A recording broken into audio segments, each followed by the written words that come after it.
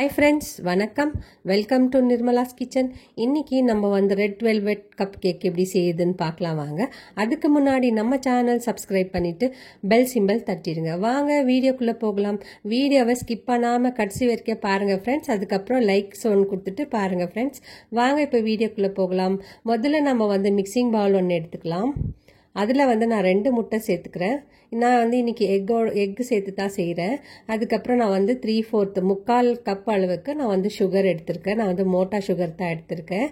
இதை வந்து நல்லா நம்ம வந்து பீட் பண்ணி எடுத்துக்கலாம். சர்க்கரை வந்து நல்லா கரையிற வரைக்கும் நம்ம வந்து இந்த விஸ்கு வச்சு நல்லா பீட் பண்ணிக்கலாம். சர்க்கரை வந்து நம்ம பவுடர் பண்ணி கூட நம்ம சேர்த்துக்கலாம். இன்றைக்கி நான் வந்து அப்படியே தான் சேர்த்துருக்கேன். அதுக்கப்புறம் நான் வந்து முக்கால் கப் அளவுக்கு நான் வந்து ஆயில் எடுத்திருக்கேன், ரீஃபைண்ட் ஆயில் எடுத்திருக்கேன். அதுக்கப்புறம் அரை கப் அளவுக்கு நான் வந்து பால் எடுத்திருக்கேன். இது வந்து பால் கொஞ்சமாக சேர்த்துருக்கேன். இதை சேர்த்துட்டு நல்லா விஸ்கு வச்சு நல்லா பீட் பண்ணி கொடுக்கலாம். உங்ககிட்ட வந்து பீட்டர் இருந்துச்சுன்னா கூட நீங்கள் எலக்ட்ரிக் பீட்டரில் கூட நீங்கள் பீட் பண்ணிக்கலாம். அதுக்கப்புறம் நான் வந்து ஒரு மூடி அளவுக்கு வெனிலா எசன்ஸ் சேர்த்துக்கிறேன். சேர்த்துட்டு இதையும் நல்லா பீட் பண்ணி கொடுக்கலாம். இப்போ பாருங்கள், நான் வந்து நல்லா பீட் பண்ணி கொடுத்துட்டு இப்போ வந்து நம்ம மாவு எடுத்துக்கலாம். மாவு வந்து நான் 1 கப் அளவுக்கு எடுத்திருக்கேன். இதை வந்து ஜலிச்சிக்கலாம். முதல்ல நம்ம வந்து மாவு ஜலிச்சிக்கலாம்.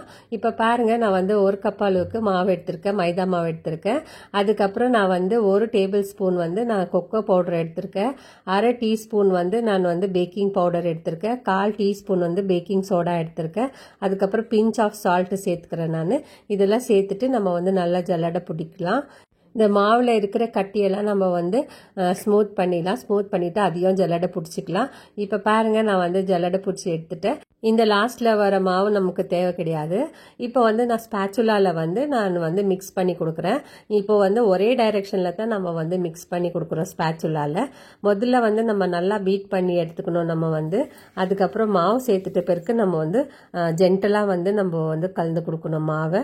இந்த கட்டியெல்லாம் இல்லாமல் நம்ம வந்து நல்லா மிக்ஸ் பண்ணி கொடுக்கலாம். மாவு வந்து நல்லா மிக்ஸ் பண்ணியாச்சு. இப்போ வந்து நான் ரெட் லிக்விட் கலர் எடுத்திருக்கேன். ரெட் வெல்வெட் கேக்குக்கு ரெட் கலர் தான் சேர்க்கணும். உங்ககிட்ட ஏதாச்சும் ஜெல் இருந்துச்சுன்னா ஜெல்லு கூட சேர்த்துக்கலாம். என்கிட்ட லிக்விட் இருந்ததுனால நான் லிக்விட் சேர்த்துட்டேன். இது சேர்த்துட்டு இதெல்லாம் கலர் எல்லாம் நல்லா மிக்ஸ் ஆகி வர வரைக்கும் நம்ம வந்து நல்லா கலந்து கொடுக்கலாம்.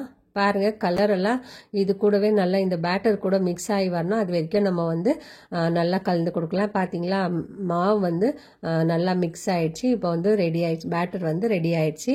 கப் கேக் ட்ரே எடுத்துக்கலாம்.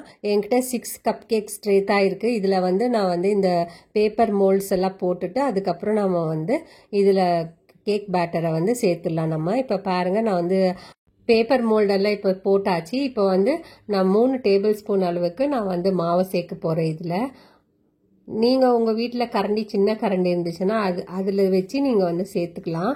இந்த மாதிரி சேர்த்துட்டு நான் வந்து இன்றைக்கி ஓடிஜியில் தான் நான் வந்து பேக் பண்ண போகிறேன்.